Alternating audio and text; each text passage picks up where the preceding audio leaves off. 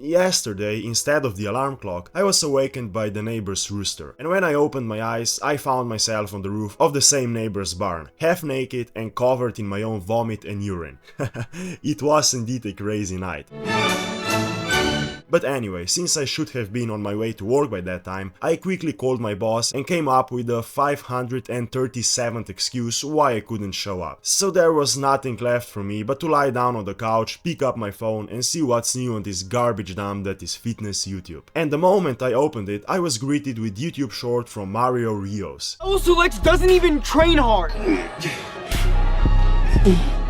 Pros get a whole roster ready for him for a drop set. Now, for those who don't know, Mario is one of the most knowledgeable and humble fitness YouTubers and therefore one of the most respected faces in the fitness industry. Just kidding, he's a fucking pathetic clout chaser with a fragile ego who keeps shitting on every bodybuilder and fitness model. Since he probably didn't achieve what he wanted in terms of his physique, he invented his own standard for the perfect male body. Which brings us to the UFC fighter Leon Edwards. And holy shit, is he dick riding this man 24/7. It's similar to I Show Speed dick riding Cristiano Ronaldo. Now what he does is compare the body of every fitness influencer, YouTuber and bodybuilder to that of Leon. And if they don't look like him, they're just, well, ugly. Yes, that's what we are dealing with here. So for the start, we are going to take a look at the first few minutes from his not too old video titled Exposing Bodybuilding's Two Biggest Nerds, where he criticizes Jeff Nippard's and Mike Israetel's advice, and by criticizes, I meant him having a 30-minute mental breakdown where he keeps calling these two guys nerds and dorks and unesthetic without providing any constructive criticism. Literally a behavior of a jealous 5-year-old who didn't get as good a toy as his neighbor for Christmas. And the two biggest bodybuilding nerds that come to mind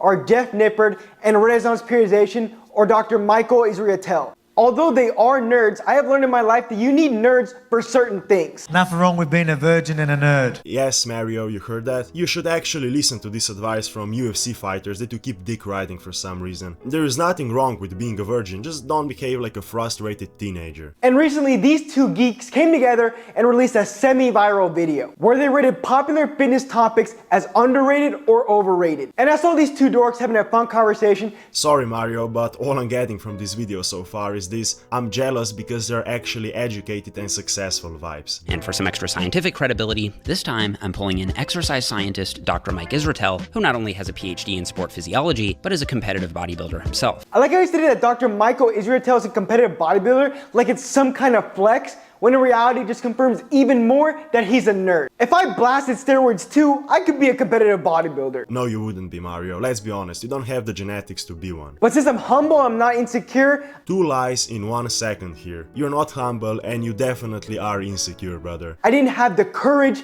to pin the needle. And fair play to Dr. Michael Israetel, he has a PhD in sports physiology. But there are some problems, because firstly, bodybuilding isn't a fucking sport. And how can you have a PhD in sports physiology and still perform the worst squat variation I've ever seen? I literally lost respect for this guy. Allow me to educate you here, Mario. This is actually a very good squat variation, especially for putting a lot of tension on quads and achieving a strong mind and muscle connection, both of which result in a muscle growth. He was squatting with 2 belts on, wrist straps, and squat shoes for a Smith machine squat. But then I decided to be nice and realized that he did need both belts, one to cover his steroid gut and the other for his weak ass core. And before moving on, let's rate these two nerds' physiques. Honestly, in terms of aesthetics, I'd say they're both pretty low. I'll give Michael a 2 of 10 and Jeff a 4 of 10. I give them both +1 points because they don't have much body hair. I think we found a future Mr. Olympia judge here, boys. Having no body hair is the most important and decisive factor that makes you win the title. And most of you don't really realize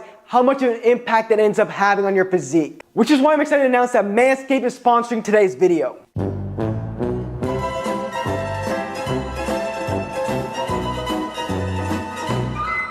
Now, as I said before, for the next 20 minutes he continues with illogical and incoherent yelling and providing little to none criticism. The definition of yapping, so let's move on. But before we move on, I have a little announcement for you guys. I just opened a meme page on Instagram, and since we are talking about Mario Rios, I dedicated one of my first reels for him. Here's a little sneak peek.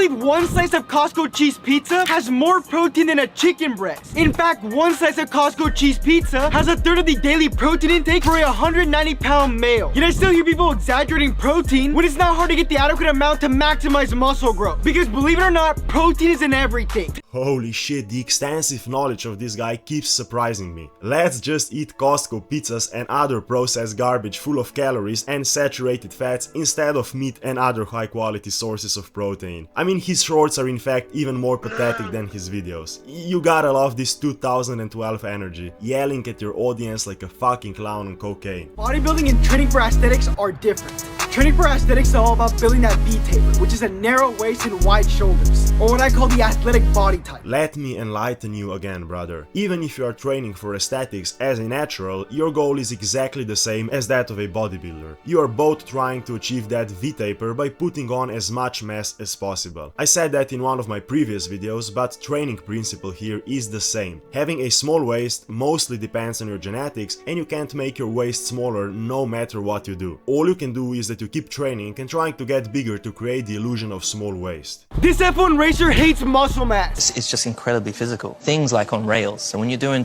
150, 180 miles an hour and you turn, the thing turns. Your body wants to go the opposite way. So you have to have a really good core stability. You can't be big and bulky. So you have to do lots of squats from the butt. Let's make core stability great again and stop these lazy bodybuilders acting like it sucks. Because it's them that suck. If an F1 racer, who let's be honest, their sport is just sitting down the whole time, is squatting heavy to develop his core, why aren't you? It will help you build a beautiful six-pack. Because I'm not an F1 racer, you fucking douchebag. That's not my sport. I mean, I absolutely agree with Lewis Hamilton here. F1 drivers need a very strong core due to G-forces they must withstand. But why the fuck would that apply to bodybuilding or, sorry, training for aesthetics? And you are contradicting yourself because you keep saying how important it is to have a small waist as an aesthetic lifter, which by the way isn't even a fucking thing. So if you want to keep your waist as small as possible, you shouldn't do too much of core work, which will thicken your waist, especially if you are not blessed with genetics for having a small waist, which, let's be honest, most of people aren't. Also, if we are to follow your logic here, we could just stop lifting weights because, I don't know, marathon runners also say that muscle mass hinders them while running. Look, I could go on with this and shit on basically every piece of content he posts because it's all the same crap for the most part. But I won't do that because I think you got the idea of what kind of YouTuber he is. You know, the type of people I really fucking hate are those idiots who are trying to force their opinions on others without listening to the counter argument, especially on topics like nutrition, training, etc. And Mario Rios is a perfect example of this. I think that he doesn't understand that people have different goals when it comes to their physiques and share different passions.